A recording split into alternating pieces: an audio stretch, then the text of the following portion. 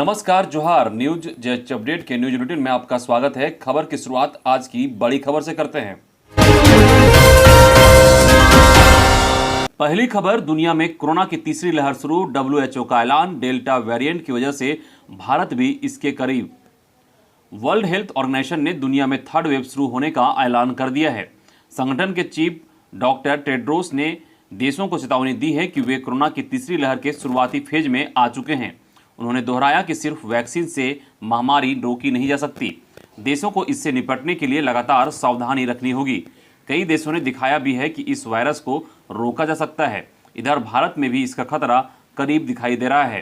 एक विदेशी brokerage firm ने आगाह किया है कि डेल्टा वेरिएंट के बढ़ते मामलों और वायरस के म्यूटेट होने से देश में कोरोना की तीसरी लहर की आशंका जल्द ही सच में बदल सकती है। यूनाइटेड नेशंस की मीडिया विंग का कहना है कि दुनिया भर के में लगातार चौथे हफ्ते कोरोना के मामले में बढ़त दर्ज की गई है। 10 हफ्ते की गिरावट के बाद मौतें भी दोबारा बढ़ने लगी है। WHO चीफ ने कहा कि वायरस लगातार खुद में बदलाव कर रहा है, इसके साथ ही यह ज़्यादा संक्रामक होता जा रहा है। उन्होंने बताया कि डेल्टा वेरिएंट अब WHO के सभी 6 रीजन और 111 से ज़्यादा देशों में पहुंच चुका है। यह जल्द ही पूरी दुनिया में फैल सकता है। एक और बड़ी खबर की ओर रुख कर लेते हैं। पंचायती राज संस्थाओं का कार्यकाल 6 माह और बढ़ा। अब चुनाव दिसंबर में कराने की तैयारी। खबर के अनुसार झारखंड में त्रिस्तरीय पंचायती राज संस्थाओं का कार्यकाल 6 महीने तक बढ़ा दिया गया है। राज्यपाल रमेश बैस ने इससे जुड़े अध्यादेश को गुरुवार शाम मंजूरी दे दी है। अब पंचायतों का कार्यकाल 15 जनवरी तक बढ़ गया है। पंचायती राज संस्थाओं का चुनाव दिसंबर में कराने की तैयारी हो रही है। उल्लेखनीय है कि राज्य में पंचायतों का कार्यकाल पिछले जनवरी में ही समाप्त हो गया था। इसके बाद मंत्रिपरिषद ने इनका कार्यकाल 15 जुलाई तक बढ़ाने पर सहमति दी थी। इस दौरान कोरोना के कारण त्रिस्तरीय पंचायत चुनाव नहीं कराया जा सका। इस कारण नियम के तहत दूसरी बार कार्यकाल बढ़ाने के लिए राज्यपाल से अध्यादेश पर अनुमति मांगी गई। नीति आयोग की बैठक संपन्न। मुख्यमंत्री हेमंत सोरेन ने कहा कि किसी भी राज्य के लिए कार्य योजना बनाने से पहले उस राज्य में निवास करने वालों की मनस्थिति को समझना आवश्यक है। पूरे देश में एक जैसा फॉर्मूला लागू करना उचित नहीं होगा। अपनी सभ्यता और संस्कृति के माध्यम से भी आगे बढ़ा जा सकता है। झारखंड में 40% से अधिक कुपोषित बच्चे हैं। 30% से अधिक गरीबी रेखा से नीचे जीवन यापन कर रहे हैं। आंकड़ों के अनुसार झारखंड के 10 लाख श्रमिक मजदूरी करने अन्य राज्य जाते हैं। वहीं कई जिलों में खेती की जमीन समाप्त हो गई है और 80% लोग खेती पर निर्भर है। ऐसे में कैसे हम उन्हें आगे बढ़ने का रास्ता देंगे, इस पर कार्य योजना बनाने की आवश्यकता है, जिसका निर्देश मुख्यमंत्री हेमंत सोरेन ने दिया। अब बात कोरोना अपडेट को लेकर। राज्य में पिछले 24 घंटे में मिले 54 नए संक्रमित, वहीं 62 मरीज स्वस्थ होकर लौटे घर।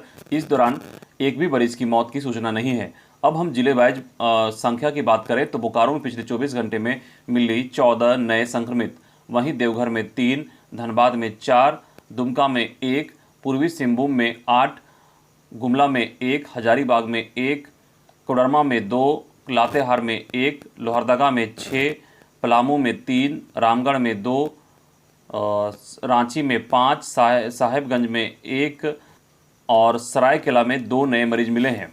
वहीं राज्य के जिन 9 जिलों में एक भी मरीज नहीं मिला है, उनमें चतरा, गढ़वा, गिरिडीह, गोड्डा, जामताड़ा, खूंटी, पाकुड़, सिमडेगा और पश्चिमी सिंहभूम शामिल हैं। दोस्तों, संक्रमण में कमी के बाद एक बार फिर से अब संक्रमण का दर बढ़ने लगा है। कई जिले ऐसे भी थे जहां पे एक भी मरीज नहीं थे, लेकिन वहां पे अभी 8-8, 15-15 मरीज मिल रहे हैं। तो इस तरह से सावधानी बरतने की अब भी हमें आवश्यकता है। इसलिए हम सभी को अगले कुछ माह तक कोरोना गाइडलाइंस का पालन करना चाहिए ताकि झारखंड से कोरोना मुक्त हो सके।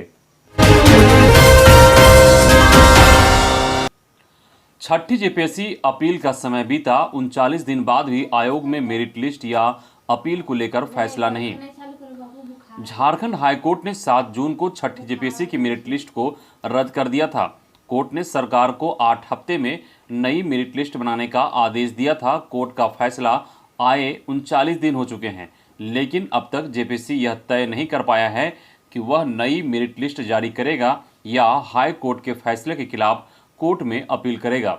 वैसे अपील के लिए निर्धारित 30 दिन का समय गुजर चुका है। अब आयोग को अपील के लिए कोर्ट में लिमिटेशन पिटीशन दायर करनी पड़ेगी। इस मसले पर जेपीएससी के सचिव ज्ञानेंद्र कुमार ने कहा कि इस जेपीएससी इस मामले में क्या करेगा यह फैसला नहीं हुआ है। जब आयोग इस पर फैसला लेगा तब सूचना दी जाएगी। इधर कोर्ट के फैसले के बाद सफल और असफल दोनों अभ्यर्थी असमंजस में फंसे हैं। अगली खबर, शिक्षकों की स्थानांतरण नीति पर फैसला 19 को। राज्य के सरकारी प्राथमिक, उच्च प्राथमिक, माध्यमिक और उच्च माध्यमिक स्कूलों के प्राचार्य, प्रधानाध्यापकों और शिक्षकों के स्थानांतरण की नीति 19 जुलाई को फाइनल हो सकेगी। इसके लिए स्कूली शिक्षा और साक्षरता विभाग ने शिक्षक संघों के प्रतिनिधियों के साथ बैठक बुलाई है। यह बैठक इस महीने की शुरुआत में होनी थी, लेकिन अपरिहार्य कारणों की वजह से स्थगित कर दी गई थी। एक बार फिर से माध्यमिक शिक्षा निदेशालय के अवर सचिव ने शिक्षक संघों को बैठक में आमंत्रित किया है। विभाग ने कहा है कि संघ आपस में ही बातचीत कर एक प्रतिनिधि को बैठक के लिए नामित करे। इससे संघों में रोष है। एक और बड़ी खबर की ओर रुख कर लेते हैं। बता दें कि कोरोना के मद्देनजर इस बार भी सावन में सुल्तानपुर से देवघर के बीच कांवड़ यात्रा नहीं होगी। तो एक बुरी खबर कि इस बार भी सुल्तानपुर से देवघर के बीच कांवड़ यात्रा नहीं होगी। श्रद्धालु इस बार भी कांवड़ लेकर भगवान भोलेनाथ का दर्शन नहीं कर पाएंगे। मेले के आयोजन भी नहीं होगा। 2020 में भी कोरोना के चलते कांवड़ यात्रा व श्रावणी मेले का आयोजन नहीं हुआ था। राज्य पुलिस के अधिकारियों ने इस बात की पुष्टि कर दी है। कांवड़ यात्रा पर रोक के कारण इस बार भी कांवड़ियों को बिहार की सीमा पर ही झारखंड पुलिस रोकेगी। इसके लिए बिहार से लगी सीमा पर पुलिस बल की तैनाती की जाएगी ताकि वहां से भीड़ बाबा मंदिर के लिए ना पहुंचे। दुमका जोन के डीआईजी सुदर्शन मंडल ने बताया कि सावन को लेकर बिहार से आने वाले वाहनों पर खास नजर होगी। बिहार की सीमा पर चेक नाके बनाए गए हैं, वहां वाहनों की जांच होगी। मंदिर के आसपास भी सुरक्षा के पुख्ता इंतजाम किए गए हैं। कांवड़ यात्रा व मेले को लेकर सरकारी आदेश यथावत जारी है। आगे जो भी गाइडलाइन आएगी उसके अनुसार कार्रवाई होगी। इधर झारखंड के शिक्षा मंत्री जगन्नाथ महतो ने एक बार फिर से पारा शिक्षकों के लिए बेहतर सुविधाएं देने की बात कही। उन्होंने कहा कि सीएम हेमंत सोरेन खुद इसके लिए कार्य कर रहे हैं। आगे कहा कि शिक्षा मंत्री बनने से पूर्व ही मैं पारा शिक्षकों की मांगों को लेकर उनके साथ खड़ा रहा हूं। आज मेरी सरकार है तो मेरा दायित्व है कि इन्हें बेहतर से बेहतर सुविधाएं मिले। यह दुर्भाग्य है कि जिस दिन पारा शिक्षकों के लिए गठित कमेटी की पहली बैठक थी उसी दिन 28 सितंबर को मैं कोरोना पॉजिटिव हो गया, जिसके बाद से लगभग 8.5 माह इलाजरत रहा। ऐसा नहीं होता तो हम काफ़ी आगे इस मामले में बढ़ गए होते।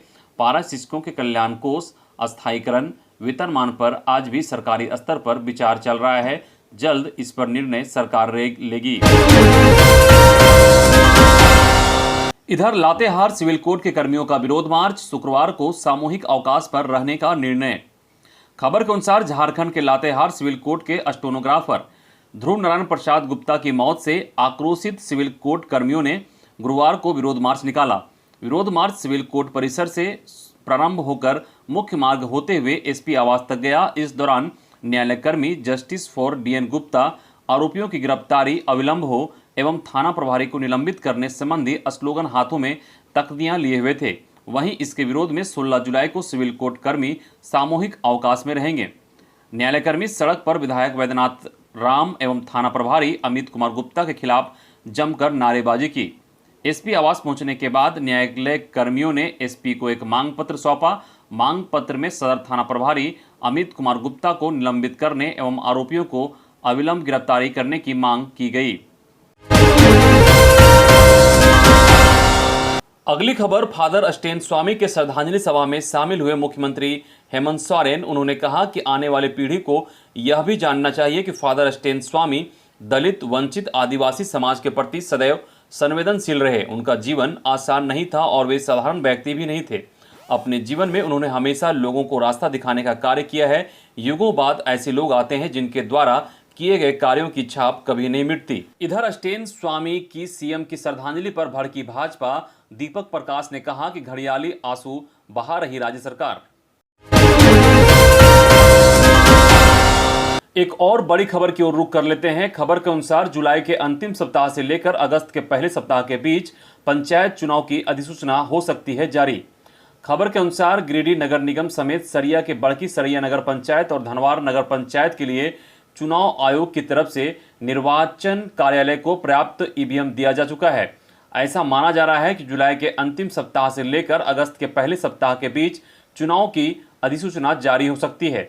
नोटिफिकेशन जारी होने से पहले ही उपायुक्त राहुल सिन्हा ने चुनाव को लेकर कोषांगों का गठन कर दिया है, जिसकी सारी जिम्मेदारी डीडीसी शशिभूषण मेहरा पर है। निर्वाचन कार्यालय से मिली जानकारी के अनुसार निर्वाचन कार्यालय को 440 बैलेट यूनिट और 250 कंट्रोल यूनिट मिले हैं। अगली खबर सिमडेगा से है, जहां सिमडेगा पुलिस को गुरुवार को एक बड़ी सफलता हाथ लगी। पुलिस ने पीएलएफआई के 4 उग्रवादियों को हथियार के साथ गिरफ्तार किया है। पुलिस कप्तान डॉक्टर शम्स तबरेज ने बताया कि पुलिस को गुप्त सूचना मिली थी, जिसके आधार पर यह कार्रवाई हुई है। उन्होंने बताया कि गिरफ्तार किए गए उग्रवादियों में नकुल सिंह है, जिस पर 7 जघन्य नक्सली वारदात में नाम दर्ज है। वहीं दूसरा नक्सली शिवा सिंह है, जिस पर 4 मामले चल रहे हैं। तीसरा नाम राजकुमार सिंह है, यह भी उग्रवादी घटना में वांछित रहा है। और चौथा नक्सली रमेश लोहरा है। इधर चतरा पुलिस को भी नक्सलियों के खिलाफ बड़ी कामयाबी हाथ लगी है। जिले के इटखोरी थाना पुलिस को एक बड़ी कामयाबी हाथ लगी है। पुलिस ने हार्डकोर नक्सली डेगन सिंह भोक्ता को गिरफ्तार कर लिया है। डेगन सिंह भोक्ता की तलाश पुलिस लंबे समय से कर रही थी। डेगन सिंह भोक्ता को बिहार के गया जिला बाराचट्टी थाना क्षेत्र से गिरफ्तार किया गया है। बताया जाता है कि इटखोरी थाना प्रभारी निरंजन कुमार मिश्रा को गुप्त सूचना मिली कि हार्डकोर नक्सली डेगन सिंह भोक्ता गांव में है, जिसके बाद इटखोरी थाना पुलिस, बाराचट्टी थाना पुलिस और एसएसबी के जवानों ने संयुक्त कार्रवाई करते हुए नक्सली डेगन सिंह भोक्ता को गिरफ्तार किया। बता दें कि गिरफ्तार नक्सली थाना क्षेत्र के बेलहरी गांव में वर्ष 2019 में अपने साथियों के साथ हथियार के साथ नाजायज मजमा बनाकर आम जनता के बीच दहशत फैलाने और विधानसभा चुनाव 2019 में बाधा उत्पन्न करने के मामले में नामजद था। अगली बड़ी खबर देवघर से आ रही है, जहां साइबर थाना की पुलिस ने 8 साइबर अपराधियों को गिरफ्तार किया है। साइबर थाना की पुलिस ने देवघर जिला के करौन थाना क्षेत्र के जग्गाडी, सोनरा या ठाड़ी थाना क्षेत्र के सोनराय ठाड़ी बाजार और हड़गभंगा मधुपुर थाना क्षेत्र के लखनुआ, पालाजुड़ी थाना क्षेत्र के परसनी गांव से 8 साइबर अपराधियों को गिरफ्तार किया है। गुरुवार को इस बाबत जानकारी देते हुए मुख्यालय डीएसपी मंगल सिंह जामुदा ने बताया कि इन साइबर अपराधियों के पास से 13 mobile, 17 SIM card, 2 ATM card और 1 पासबुक बरामद किया गया है। अगली खबर सरायकेला से है, जहां भाजपा जिला कार्यालय में गुरुवार को पार्टी जिला कार्य समिति की बैठक हुई। बैठक में पार्टी के पूर्व प्रदेश अध्यक्ष दिनेशानंद गोस्वामी ने कहा कि भाजपा कार्यकर्ता की पहचान एक्टिविस्ट के तौर पर होना चाहिए। राज्य में जल्द ही पंचायत चुनाव होने वाले हैं। मुखिया से लेकर जिला परिषद, पंचायत और वार्ड सदस्य के पदों पर भी भागीदारी करते हुए जीत सुनिश्चित करनी है। पंचायतों को हमें गतिविधियों का केंद्र बनाना है और ज़्यादा से ज़्यादा लोगों से जुड़ना है।